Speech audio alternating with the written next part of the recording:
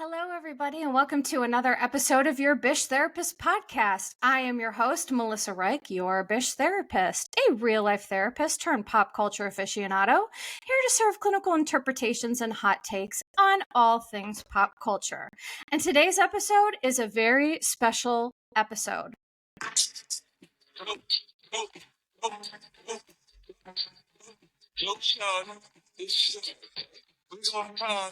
It's your birthday.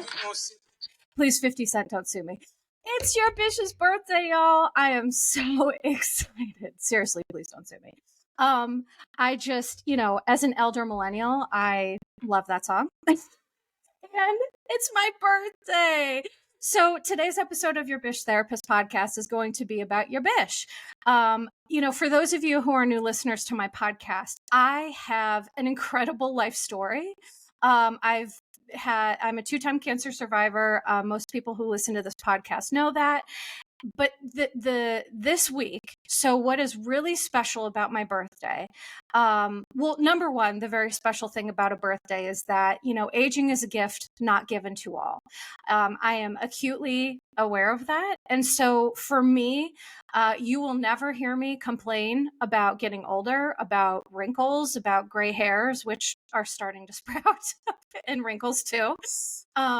I will just never complain about it because it really is such a gift that we are all so lucky to have. And listen, I'm not trying to shame people. I understand, why birthdays can be hard for some people. I just share this perspective to try to, help people look at, each birthday as a gift. I'll just say that. So not only is it my 43rd birthday, which, I think I look pretty good for a 43-year-old. Those of you who are just listening to this on podcast, you can't see me, but on YouTube, you get the whole deal. So April 4th is my birthday, and then April 6th is the 25-year anniversary of me being in remission from my first cancer, which is ovarian cancer. So today what I'm going to do a little bit is I'm going to share, I'm not going to go into, the whole story again. I do have an episode where I do that. So this is season 2 of your Bish Therapist podcast, but season 1, episode 4. It's called The One Where Your Bish Therapist Tells Her Story. And in that episode, which you can get anywhere you listen to podcasts, I talk about surviving ovarian cancer, but also getting to meet the cast of Friends. I talk about that experience in detail. So I'm not going to be so detailed about that today. But one of the greatest gifts for sure that cancer ever gave me was being able to meet the cast of Friends. I got to make a wish through the Make-A-Wish Foundation. That's where I met Matthew Perry. And I tell my story of how he was kind of the first person to see me, which sounds bizarre. So I talk a lot about that in that episode. So please do check that out. But today's episode, for me, with this platform that I have, I just want to be able to share my experience, strength, and hope, because I know there's a lot of trauma survivors that listen to this. I know there's a lot of chronic health warriors that listen to this. And so I think the best thing that I can do this week is to share a little bit about some of life lessons that I've learned in, an attempt to my whole thing, whether it's reality TV or cancer, it's okay, so these things that are maybe toxic and not great, what lessons can we gain from this? What can we learn? So that's kind of the way that I really like to approach pretty much everything. So I just want to share a little bit, again, of my experience, strength, and hope with you all. And then I'm going to give some health updates as well, because, a lot of you are aware that, I am dealing with a chronic cancer now. And, that's a whole other sack of potatoes. So let me just start out by saying that for me this week is, I guess I just want to be transparent in terms of if you're a survivor of complex trauma, whether it's, childhood trauma, medical trauma, all of the above, I just want to normalize and validate that, for me this week, while I am so hyped and I'm so excited and I'm just really the grateful. There's also a ton of grief that I'm processing. Like today, I was kind of having a day and I was putting off recording this podcast because, it's just, I've dealt with cancer for more than basically half my life at this point, more than half of my life. And, it's exhausting. And I think that for me, one message that I just want to give to people is that grief, um, there's no endpoint. Really, if I'm being honest, there's periods where it's better and there's periods where it's harder. And for me this week, um, when I'm talking about survivorship and I'm talking about, self-advocacy and things like that, there is just also a lot of grief wrapped up in that, right? Like, picturing young me and, really, I wasn't supposed to survive that cancer. So for me, these 25 years that I've gotten, if I'm being honest, I look at them as bonus years.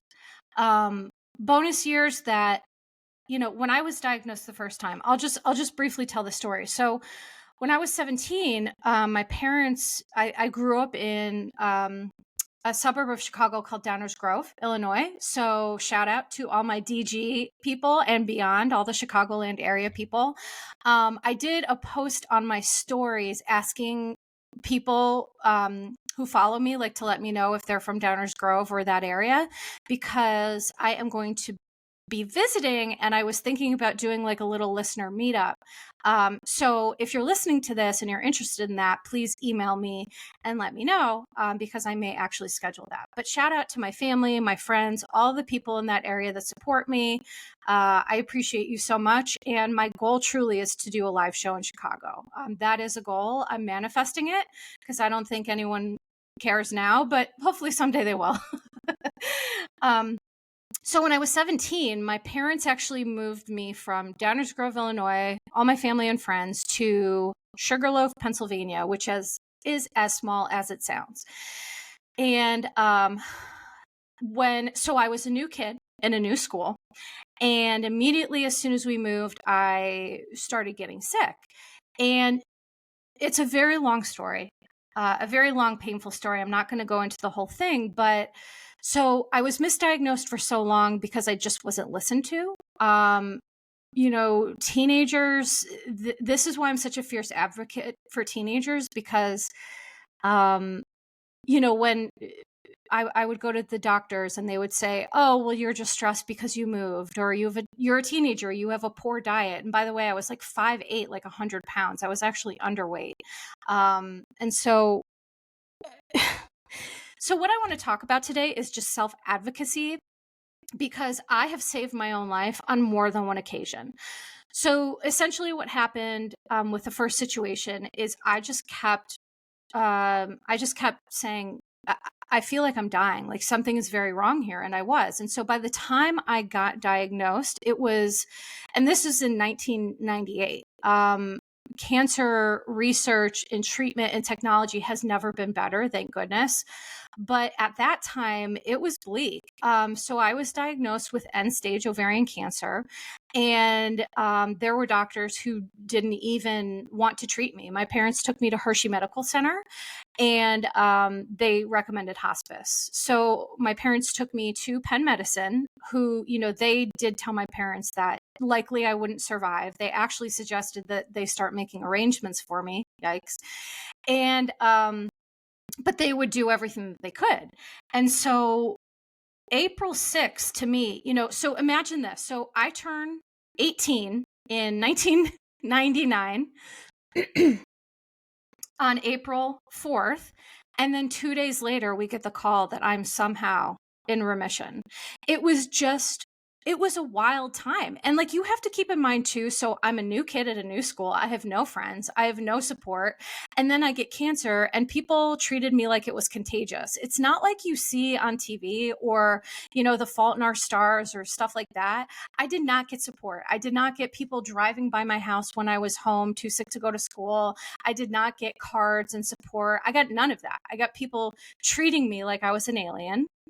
And I've never felt so isolated and alone. And I look back at that time and I grieve for that Melissa, because I don't know how she did it. Like it's me. Spoiler alert, it's me. But like, I look back on that and I think, how did I do that? I just don't know.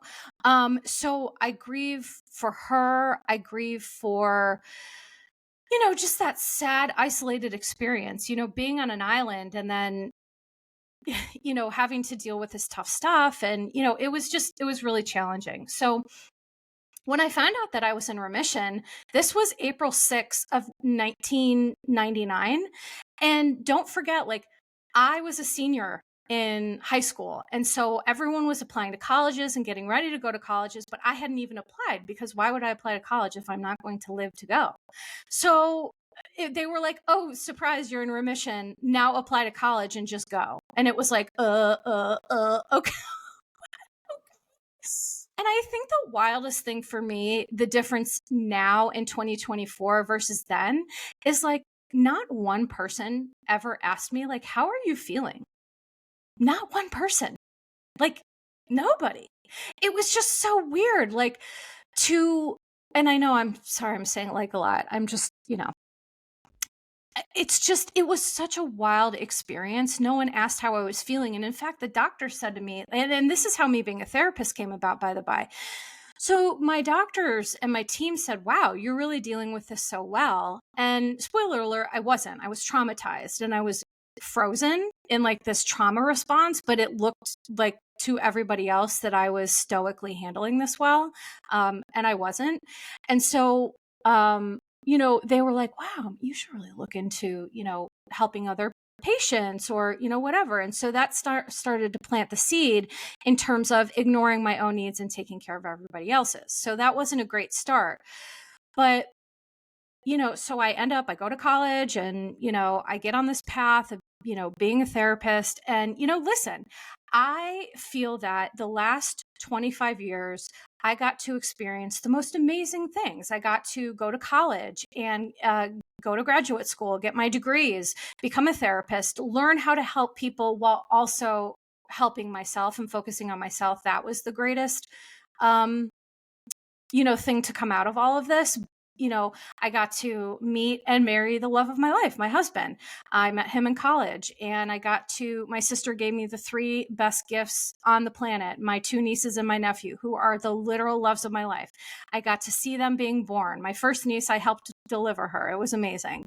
They are my absolute loves of my life. And so I just look back at these 25 years, and there's some grief and, wow, imagine if I had never experienced this, but also I'm so grateful that I have. And as a cancer survivor, it's complicated grief, because it's like, I've lost a lot of friends over the years due to this disease. And so there's survivor's guilt, and there's, it's just a complex time. So I'm sharing this all to just kind of validate and support people listening to this. I mean, as well as myself, I've been through a lot. So I guess what I'll talk about next is the fact that I want to share a little bit about like ovarian cancer. And, there is so much good research and technology in terms of cancer today. Survivor rates are going up. People, I think, are listening better, because one of my major things that I advocate about is medical gaslighting. So I advocate for people who've been medically gaslit. To be clear, I don't advocate for medical gaslighting. But I was so medically gaslit for so many years. And so part of what my grief experience is now is to think how different my life and my body could have been if I was listened to, right? Because when you have a cancer that gets the chance to develop so significantly, unfortunately, I'm now in the place with my body where I'm just going to be chronically ill. And that's just how it's going to be.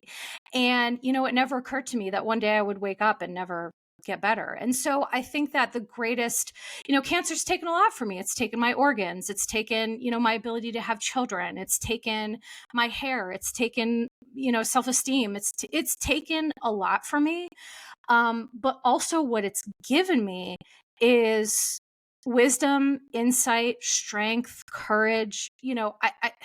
So it's like this fine line between appreciating how I've gotten here, because we can't wish for both an easy life and strong character. I always say that. And so I'm grateful to have strong character. I guess I just wish, it's hard to think about how traumatized I've had to be to get that strong character, but here we are. So I encourage all women listening to this, women, men, non-binary, irrespective of gender and sexual orientation. Okay, just to be really clear about any of that, gender identity, sexual orientation, any of it, is that we have to be our own best advocates. And in fact, so I'm going to show this to the YouTube audience. The people who are listening to this on the podcast won't be able to see this. I'll explain it to you though. So in my last podcast, I talk a lot about self-advocacy, right?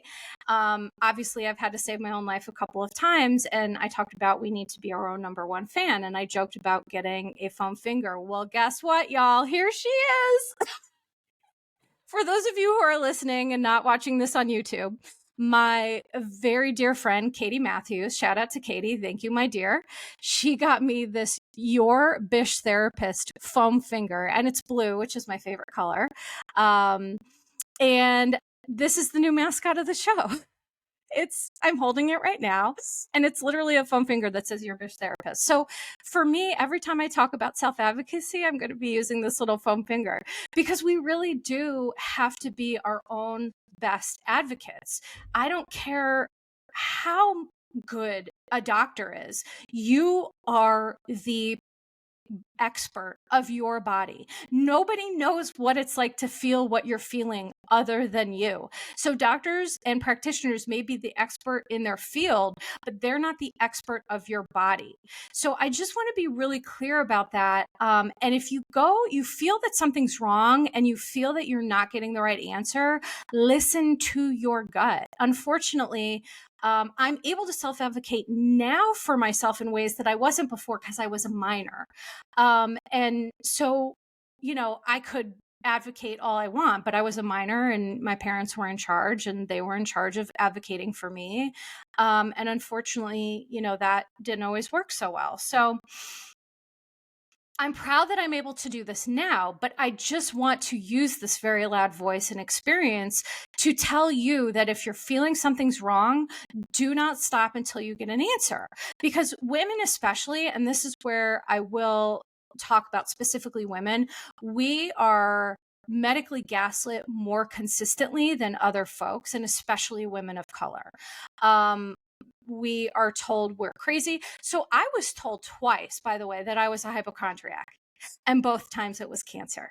So, it's wild. It's absolutely so wild. And again, I want to make something good out of all of this. And so, sharing this with you all is the best I can do. So my point is that listen to your gut.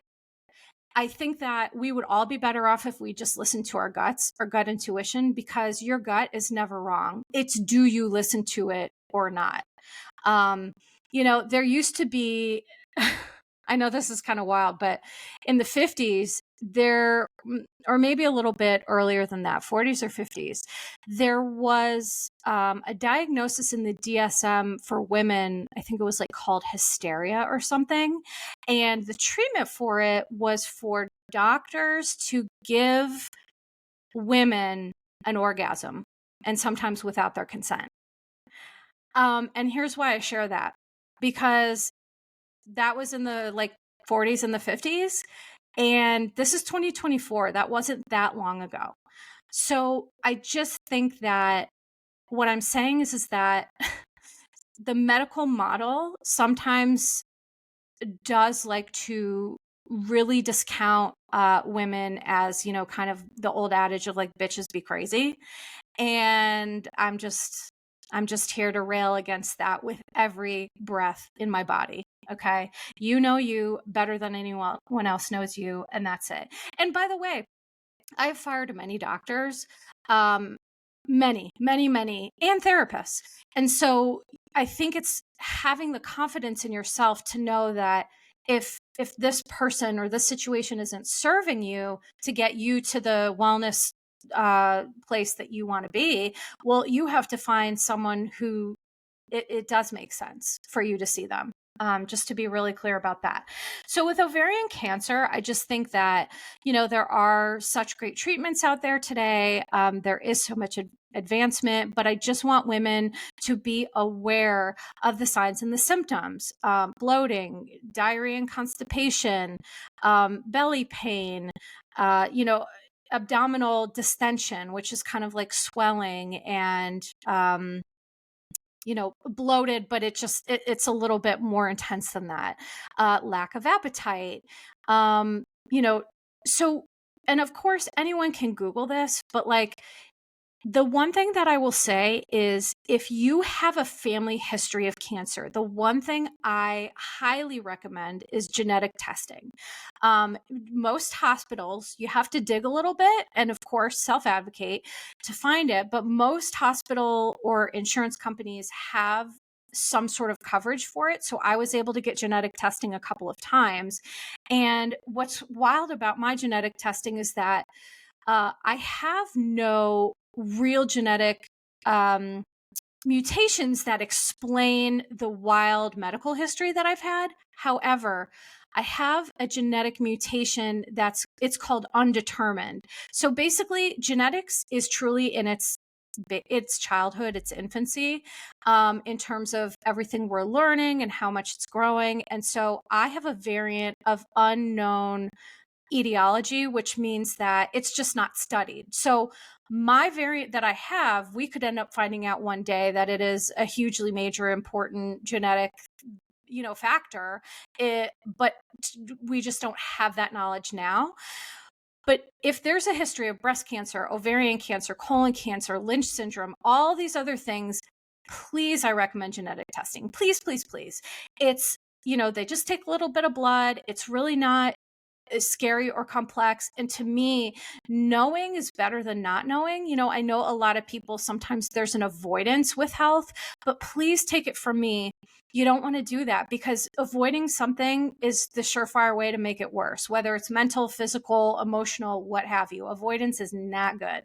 So, I would just encourage people to look into that, because there are a lot of folks who they call themselves previvors, which means they find out that they have a BRCA gene, or they have a gene that indicates, breast or ovarian cancer. There's more than just the BRCA genes, but you owe it to yourself to find out. There are people who find out. And then, for example, Morgan Wade, she found out that she had some genetic mutations that made her very likely to develop breast cancer. And so she did a bilateral mastectomy, which insurance companies will cover if you do test positive for this gene. And again, it's not always the right choice for everyone, but they call it being a previvor. And I just think that whatever you need to do to take care of yourself and to get yourself well, do that, please. And if that doesn't feel right for you, then that's fine too. But just please don't ignore your genetic history, is all I'm saying.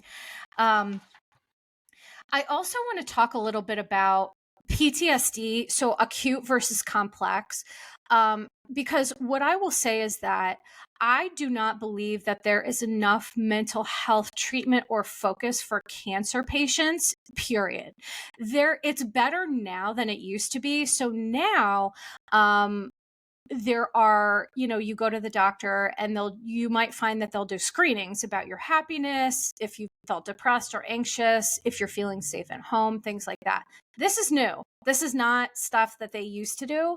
And you should continue to do this, because I don't care what kind of cancer you have. All cancer survivors develop some sort of post-traumatic stress disorder, because when you're told that you're dying or that you have cancer and your life is being threatened, and you're undergoing these treatments and surgeries and all these things, there's going to be trauma there. And if you ignore it, like I did, mostly because I was taking the cues of people around me, but if you ignore it, then it becomes what is called complex PTSD, which is something that I have and will deal with for the rest of my life. So acute PTSD is something like if you get diagnosed with cancer or a really terrible medical, because by the way, cancer is not the only terrible medical health issue, right? If you're diagnosed with a chronic health issue or a neurological issue that, has really severe implications, it is so hard to live and try to have like a healthy, productive life and not over focus on the fact that like something's actively trying to like hurt you in your body. It's just such a weird feeling. So I just want to advocate for, for folks who have gone through that. And if you've been told or dismissed that, you should just get over it, well, that's nonsense. And if you are concerned about PTSD, please, my last episode, I talked about a lot of resources for finding therapists and things like that. So please listen to that episode. It was a Better Health, Helping or Harming. And in that, there's just a ton of resources for finding a therapist, for good online therapy platforms. But whatever it is, just get the help that you deserve. Because now that I'm trying to kind of crawl out of this rubble of trauma and grief, it would have been a lot easier to do before it was like all consuming. So I just encourage people to do that. So I'm going to give a quick current health update because I know I posted something and people have been curious as to what's going on. And here's the thing. So I do allude to health challenges, but I don't always share specifically what is happening because, to be honest, it's overwhelming for me. And I just think that it would be too stressful for people. But this is going to be the one and only time I kind of like give an update or talk about some of the other issues that I'm dealing with, just so people kind of understand. And again, maybe feel validated or heard by something that I've said. So despite being in remission from ovarian cancer for 25 years. Oh, and by the way, I do have to say this. So I've actually had 2 hysterectomies, which was atrocious. The first hysterectomy that I had was a partial one because I was so young, they wanted to keep my uterus in the event that I wanted to try to have children somehow. And, my husband and I were talking about it. We had moved, we bought a house and, we bought one in a good school district because I thought that, maybe I was going to try to figure out whether it be adoption or, egg donor, something like that. And then in 2014, I was diagnosed with CLL.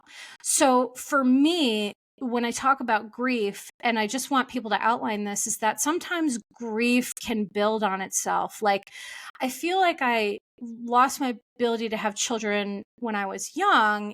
And then when I was diagnosed with another cancer, I kind of felt like I lost it again, just because I didn't want to bring a child into what I knew was going to be my life, right? I didn't, I'm tired a lot and I don't have the energy. And for me, I would want to give the best possible life to a child. And it was just a decision that I had to make. And so there's days where I'm like so grateful because some days I can barely get off the couch. And then there's some days where it's really hard and I'm feeling a lot of grief. So those of you who are on a grief journey know that it's okay and it's normal to have ebbs and flows of grief. That's just, grief is the excruciating price of love and loss. And, it's a wild experience, but like you're not alone and it's normal. So back to, I was diagnosed with CLL in 2014. And at the time that I was diagnosed with CLL, by the way, the medication that I'm on now didn't even exist.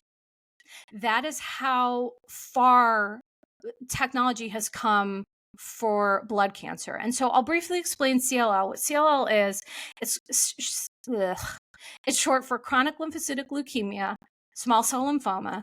And it's a chronic cancer, meaning you have it forever, and there's no true remission with it like there are for other cancers. So for example, my ovarian cancer, I've been in remission from that for 25 years. Yay. CLL, there's no remission. And here's what's wild about CLL. when I was, the doctor who told me that I had it, he said it was a good cancer. And I was like, what the fuck does that mean? A good cancer? And so here's what I've come to learn about CLL. There are two different types of CLL. Okay. There's people who get it when they're elderly. So, like, if you Google it, they'll say that it's the most common blood cancer and it's usually found in elderly people. And so, if you're 70 or 80 years old and you get CLL and you have 10 years to live, it's like, well, great. Who cares? I mean, with all due, right? It's like, if you've lived to be 70 or 80 and like you're, yeah, great. But when you're diagnosed with it when you're 35 years old, that's a very different course, if I'm being honest. So the whole good cancer thing really enrages me because it's like, well, would you want a chronic cancer with no remission and no cure for your whole life? Like, that just seems so bizarre. So I think that, there are this whole group of young folks like myself who have CLL. And what happens with this disease is people who are younger tend to have a more aggressive, problematic course of disease. People who are getting this when they're older, they may never even need treatment. So there are two different experiences with this. And the treatment for CLL used to be chemotherapy. And so when I was diagnosed in 2014, all of my doctors, and of course I need a team because I'm a medical unicorn. So I have some medical issues that doctors have never seen in real life. They've only read about until me, which is a weird flex, but I don't know. That's how it is. And so I have this medical team because my situation is complex. And when I was first diagnosed, they were like, well, there's the only real treatment for this right now is chemotherapy, and you've already had chemotherapy. And so we don't recommend that because likely the reason why I have CLL is because of, the chemotherapy that I was exposed to. It's, from toxins and things like that. That's usually what leukemias are. Now there are other causes and other things, so just don't at me, but this has been my experience. Most people have had some sort of exposure to some sort of like toxin or whatever. And so what I had to do was just hold out as long as I could for a good treatment. And so my course of my disease has been my pen doctor, who, by the way, so he is currently on sabbatical right now, doing the research for folks like me. And I'm just so proud of him and I love him so much. And I tell him all the time, I'm like, you can never retire. You have to work till you're 150. I need you. So there has been major breakthroughs in CLL. In fact, last week, I found out that there is for the first time, there is CAR T treatment for people with CLL who have failed other treatments. And so I will give a quick update. For me, the course of my CLL treatment has been tough. I waited 5 years. I just sucked it up. All my swollen lymph nodes, chronic headaches, constant neck pain, swollen spleen, all of this stuff, right? I just sucked it up and I just handled it until there was a good treatment for me to go on. And then I went on that during the pandemic, unfortunately, but such is life. And I've been on treatment for the last 4 years. Okay. So immunotherapy treatment, it's a more targeted treatment than chemotherapy, but it's really not all that different. It's very toxic. It comes in a medical waste bag. My husband cannot touch the medication. And if he does, we have to call poison control. And it's like, is that better? Like, I've been on this for 4 years. I'm lucky I don't have like a third eye growing out of my forehead.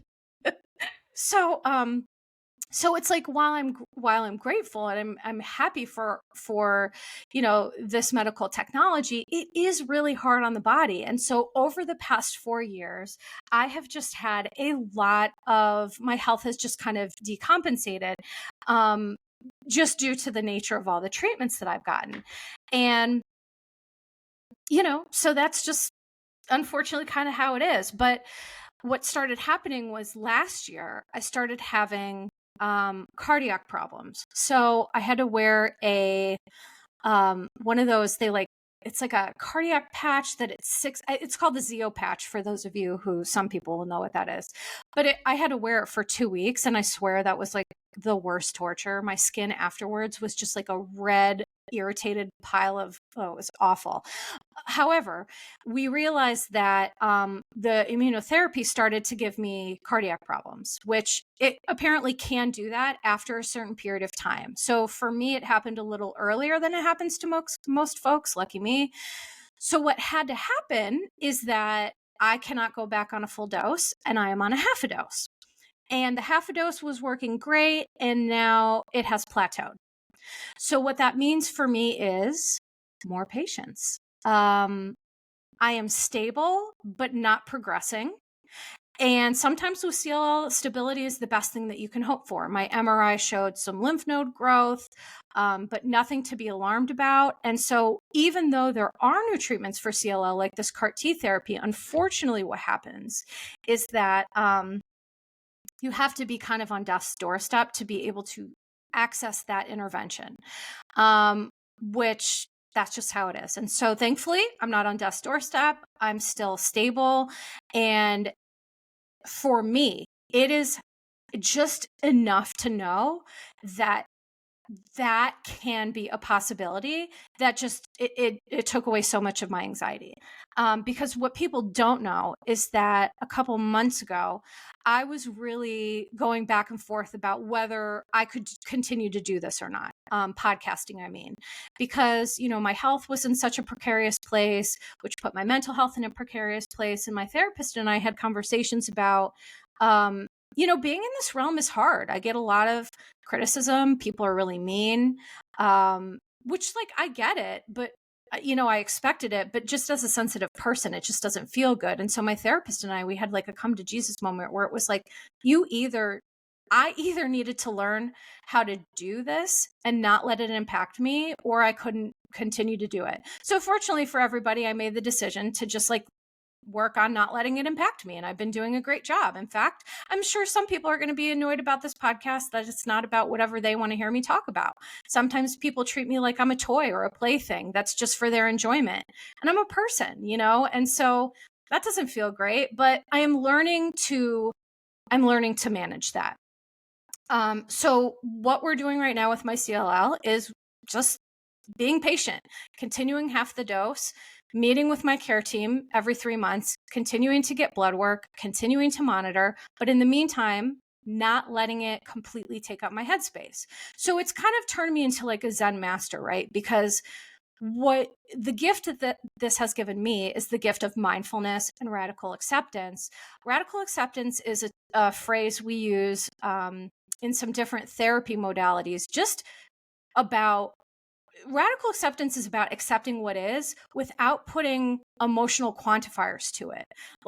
It sucks that I have this cancer that's going to be forever unless there's a great treatment that comes out for it, but I've accepted it. And with that comes accepting that I have no control. A lot of people listening to this right now are probably going to be like, what the hell?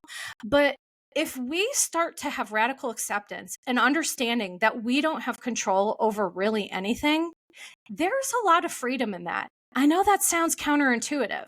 And another thing I'm going to share with you is that there's something called the stoicism, which is an ancient philosophical approach to life that I personally love, and it makes a lot of sense to me.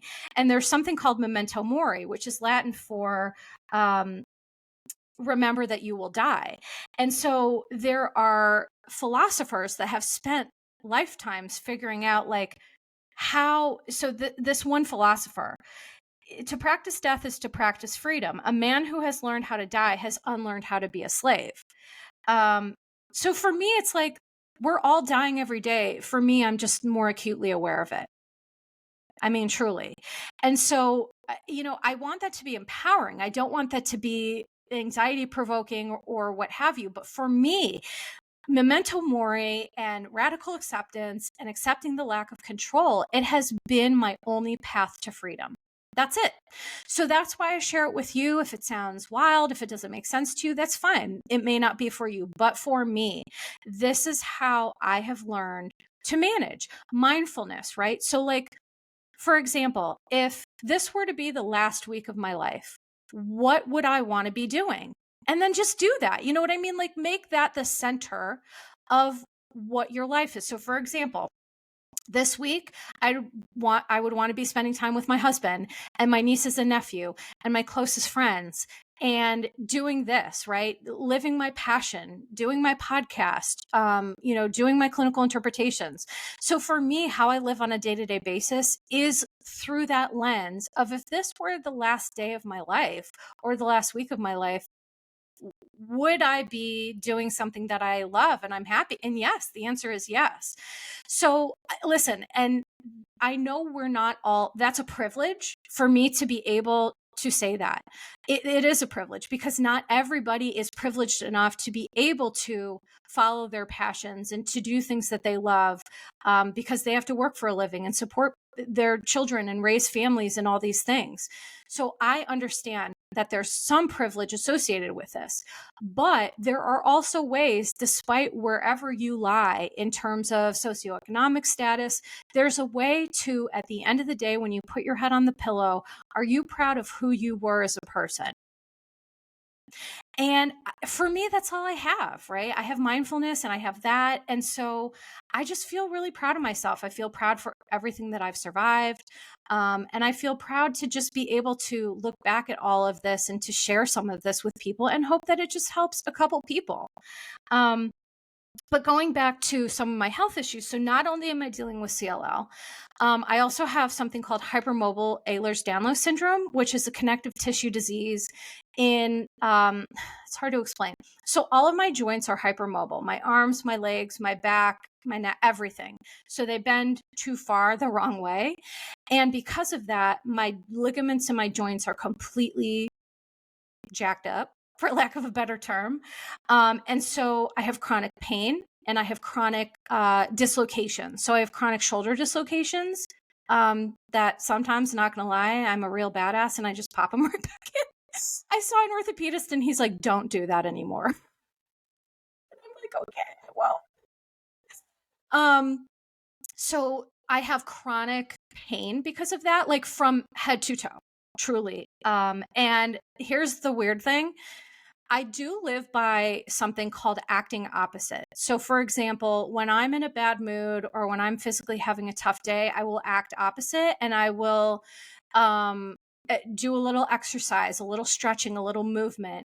And it sounds counterintuitive, but it does help me feel better. So I think it's just finding whatever works best for you with the issues that you have.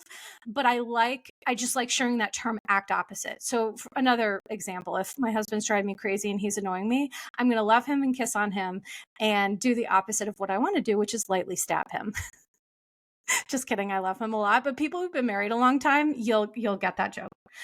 And so the whole hypermobile Ehlers-Danlos is really challenging. But in addition to that, I also have a movement disorder, which is a tremor in my head and my hands. So people who watch this on YouTube, there's times where my head will just kind of do a little wibble wobble. And that's just, I just have this tremor that's just how it is. And the same thing with my hands. My hands are arthritic and they're not super dexterous, and they do shake a lot too, which people love to point out when I'm in public, which is just why. So awkward. Just like, I know I have it. Like, give me a break. I also have Hashimoto's disease, which is, so my thyroid is just like completely uncontrolled despite seeing a million doctors and medication management. And so it goes from hypo to hyper. And, I have a lot of underlying inflammatory stuff with the Hashimoto's. I also, oh my gosh, I also have Raynaud's disease, which is where all of my extremities, hands, ears, toes, and a couple other places that are kind of embarrassing, so I'm not going to share, but they turn blue. And then when they're starting to get blood back in them, they're like white and red and white. And then it's like pain. So it's like, for example, if my fingers, like if I touch something cold, it feels like I'm being electrocuted, like in my fingertips, which, I mean, honestly, it's not the worst thing in the world. It's like the least of my problems, if I'm being honest. It's just like annoying. So in the winter, I have to be mindful, wearing gloves, and like winter season is tough for me because inside the house, I do have a really lovely pair of UGG earmuffs that I wear inside because it's like really bad in my ears. And it just feels painful. It kind of feels like fire ants, like in my in my extremities. It's very weird. So essentially what I'm saying is that every major system in my body is dysfunctional. From my endocrine system to my cardiac system, my digestive and GI system is an absolute disaster. And it's sometimes I just feel like I'm a ship that's taking on water, and all I can just do is bail the water, and just keep bailing and bailing and bailing until, those holes can be patched up. And, I'm just doing my best. So that's kind of, for me, that's where I'm at. Please know that I am okay. I will be okay. I'm too good at managing all of this. And so I will continue to manage it. And listen, this is where I talk about the intersection of grief and happiness. Okay. Is that you can't truly appreciate the full experience of happiness when you haven't had the other side of that, which is depression or grief or, whatever it is. It's like having them both makes you appreciate the other moments, if that makes sense. So for me, there's this elegant dance of happiness and joy and grief and sadness. And it is a dance I'll be doing forever. And that's all I can say about it. I'm okay with it. I am at the best equipped that I've ever been for it at this point in my life right now. I have a really great support system, small, but great. But the most important thing, and I'm going to bring back out my foam finger, my most important difference now is I'm my own number one fan. And I'm holding up my foam finger again. Okay. So this is the major difference now. I have my own back. I love me. I support me. I'm my own number one fan. And for me, that has made all the difference. Because during the pandemic, it was hard for me. People where I lived, they just didn't think that I would, not just where I live, across the country. There was this rhetoric that like, you weren't valuable. You weren't a valued person. If you were immunocompromised, like Kelly Dodd, again, I will just never forget or get over that she said this, is that it's God's way of thinning the herd. And I just felt like, wow, so I'm disposable as a person to you. That's wild. And it wasn't just Kelly Dodd who held those opinions. Lots of people hold opinions about people with chronic illness or mental health issues that were disposable. And it's like, couldn't be further from the truth, because trauma survivors, chronic health warriors, these are some of the most amazingly beautiful souls that I've ever met. And I think that once you're really tested with life stuff, it makes you better or it makes you bitter. And as I talked about in my last couple podcasts, I'm always going to choose Batman over the Joker. That's just always how it's going to be. I'm going to use my experience to grow, to continue to help myself and live the absolute best life I can live, because I deserve that. And I encourage you all to do the same. So I think that's going to be the end of this episode. I think that, I appreciate all of your support so much. You just have no idea. And I'm just so grateful that I continue to survive. I continue to thrive. Which wasn't always the case, by the way. So if you're listening to this and you're just surviving, that's okay. There was a long period of time where I was just surviving and I was not thriving. And I always wanted to get here, and I never thought I would, but here I am. And the answer was, again, all the things I've said: super hard work in therapy, self-examination, radical acceptance, accepting that I don't have control over things, and just accept for how I feel and how I express my emotions, right? That's really all we can control. And so I'm doing that, and I've never felt freer. So that's ironic, but it is possible you can get here. And if you're not, please just be gentle with yourself. So before I end the podcast, one thing I will say is that people have been asking for ways to support me, which I really appreciate. And so this has been hard for me because I'm not great at asking for help. And there are lots of reasons for that, mostly because I didn't get a lot. So what I'm trying to say is that people, have said, well, do you have a Patreon? How can we support? So what I've set up two things. And again, please, there's no expectations on my end. Finances can be tough. We all need our resources for ourselves. So if this doesn't make sense, then please, no worries. But so Spreaker has a supporters club where I have set that up for people. And thank you to those of you who have joined. I really appreciate you. It's a small group, but I'm so appreciative. And you can find that wherever you listen to this podcast. I'm going to put in the bottom of it the link to the Spreaker. It's called the Supporters Club. But you can also just go to Spreaker.com and look up my podcast. And then there's a way to support it. You just click support. So that's one thing that I have set up, and I am doing extra content for those supporters. I am going to start doing that once a month at least, and then if I get more supporters, I'll certainly do more. And the other thing that has happened is I hit 10,000 followers on Instagram. Thank you to you all who really, my girls, my content creator, my fellow Bravo content creators, my loves, thank you for helping me push through to that. So on Instagram, I am now offering subscriptions. For $5 a month. Spreaker, it's the same thing. We're talking $5 here. Again, if you want to support me. And for the people on Instagram, if you'd like to become a subscriber, I will do special additional, I should say, content for those folks as well. So there's two ways that you can do that. Instagram is Your Bish Therapist on Instagram. I'm also Your Bish Therapist on TikTok. The Spreaker Supporters Club, as I mentioned, and the link to that is on my Instagram as well. If you just wanted to click it and go over to it, the link to that's on my Instagram. And please go over and give me a 5-star review if you're enjoying this podcast. I greatly appreciate it. I really want to say that I appreciate the people who have really helped just be my advocates and support me. It's truly meant the world to me. I don't think people will fully understand that it really is very meaningful to me, but hopefully you hear what I'm saying and understand that. So for now, I'm going to say, please remember to take care of yourselves and each other.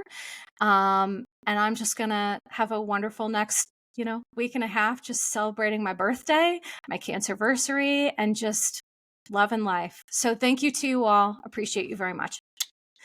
Disclaimer, posts are not intended to diagnose, treat, or provide medical advice. Your Bish Therapist is for entertainment and informational purposes only. The podcast, my opinions, and posts are my own and are not associated with past or present employers, any organizations, Bravo TV, Greyheart Productions, or any other television network.